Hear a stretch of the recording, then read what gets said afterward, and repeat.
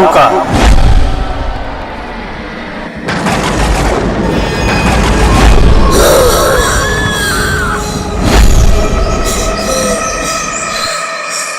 অমন দিনুকা।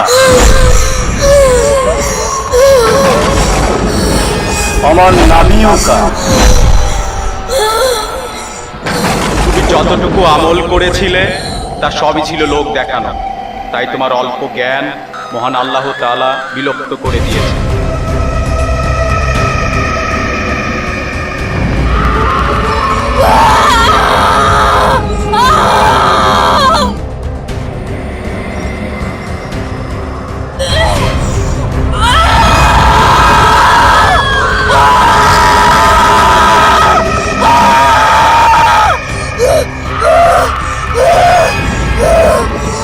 আমি তো নামাজ পড়েছি, তবে আমার কেন এত শাস্তি? কেন কেন?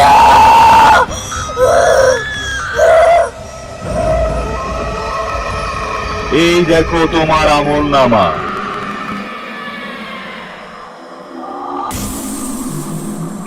তুমি নামাজ পড়েছো, রোজা রেখেছো, কিন্তু তা সবই ছিল মানুষের কাছে প্রশংসা অর্জনের জন্য, মান আল্লাহর কাছে সন্তুষ্টি লাভের জন্য নয়।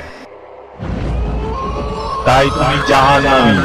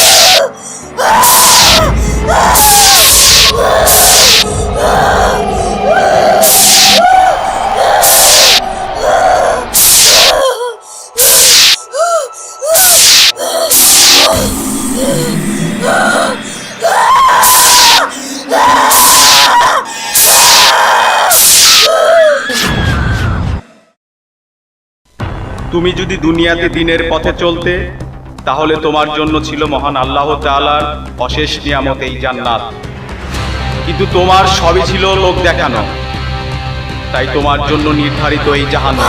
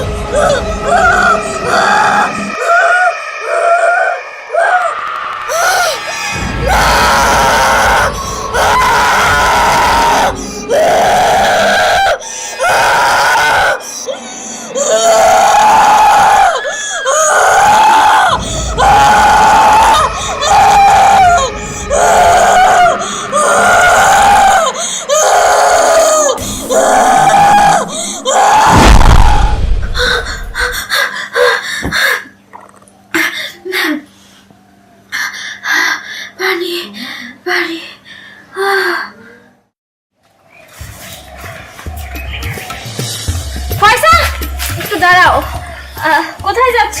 এই তো বাসা দিয়ে যাচ্ছি। একটু ওদিকে চলো, কথা বলি। না, তোমারও বিয়ের বয়স হয়েছে, আমারও বিয়ের বয়স হয়েছে। লোকে দেখলে কি বলবে? তুমি তোমার বাসায় যাও, আমি আমার বাসায় যাই। ঠিক আছে, না বললে কথা।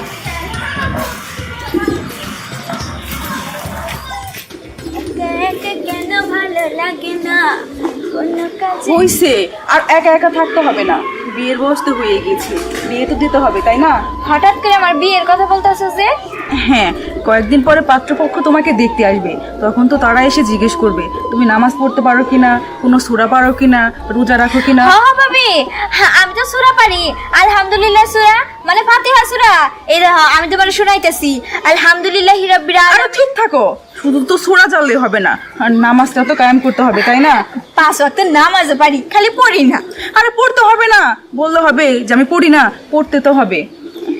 আচ্ছা, ওটা নিয়ে চিন্তা করে না, বিয়ার আগ দিয়া পড়মনি কয়েকদিন। দেখ, তোমার তো বয়স এখন অনেক হয়েছে, তাই না? যেহেতু তোমার বিয়ের বয়স হয়েছে, তাই বলি কি এখনো সময় আছে, তুমি আল্লাহর রাস্তায় চলে আসো। আর যৌবনকালের ইবাদত আল্লাহ তাআলা বেশি পছন্দ করেন। আরে ভাবি, তাকে কয়া দিমনি নামাজ কয় ওয়াক্ত? ফজর, যোহর, আসর, মাগরিব, এশা। আর কয় রাকাত করে পড়তে হইব হেডাও আমি যাই না নিমুনি। শুধু জানলে হবে না, পড়তেও তো হবে। এই নাও, আজকে থেকে এই হাদিসের বইটা পড়বা। ধরু ভাবি, কোচিং কলেজের পড়া পড়ে সারতে পারি না, আবার হাদিসের বই দিতাছো। বিয়া যদি ঠিক হয় সেদিন থেকে আমি পড়া শুরু করবো, তার আগে না। উফ, তোমা, আল্লাহ তাআলার কাছে নামাজ আদায় করে কত বলি, আমার এই নুনচাকে বোঝ দান করুন। আসসালামু আলাইকুম। ওয়ালাইকুম আসসালাম। আরে চৌধুরী সাহেব ভালো আছে? এই তো ভাই, আপনি কেমন আছেন? আছি, ভালো আছি। এবার অনেকদিন থাকবো গ্রামে, তাই নাকি? 1 মাস। আপনাদের সাথে চুটিয়ে সময় ব্যয় করব। হ্যাঁ, তা তো অবশ্যই। শোনেন চৌধুরী সাহেব, হ্যাঁ বলেন। একটা বিষয় আপনাকে বলা দরকার। হ্যাঁ বলেন। শোনেন চৌধুরী সাহেব, আমার ছেলেটাকে তো মার্শাল্লাহ খুব দিনদার পরিবারে বিয়ে দিয়েছি, কিন্তু মেয়েটা নিয়ে একটু চিন্তা। আসলে আমি চাই মেয়েটাকেও একটা ভালো পরিবারে বিয়ে দিতে। অবশ্যই পারবেন ভাই সাহেব।